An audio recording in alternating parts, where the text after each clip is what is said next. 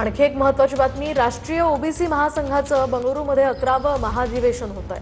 देशभरातील ओबीसी समाजाचे नेते, लोकप्रतिनिधी आणि विविध राज्यातील प्रतिनिधी या अधिवेशनामध्ये सहभागी होणार आहेत। सामाजिक न्याय आणि ओबीसी हक्कांवर यामध्ये व्यापक चर्चा होईल।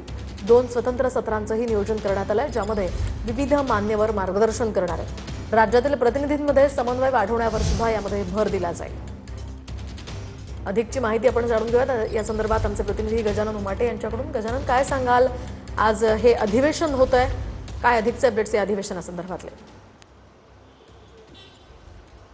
नक्कीच राष्ट्रीय ओबीसी महासंघाचं 11वं राष्ट्रीय अधिवेशन बेंगलुरू कर्नाटक येथे होत आहे। सांजा 10:30-11 वाजता पहिलं सेशन सुरू होईल। सगळ्यात महत्त्वाचं, जातीय जनगणना आणि मराठा नेते जरांगे पाटील यांनी जे आंदोलनाचं आरपारच्या लढाईचा इशारा दिलेला आहे, त्या पार्श्वभूमीवर ओबीसी चं हे राष्ट्रीय अधिवेशन अत्यंत महत्त्वाचं आहे। या अधिवेशनामध्ये ओबीसीचे देशभरातील सगळे प्रमुख पदाधिकारी आणि नेते जे आहेत ते या ठिकाणी उपस्थित असणार आहे।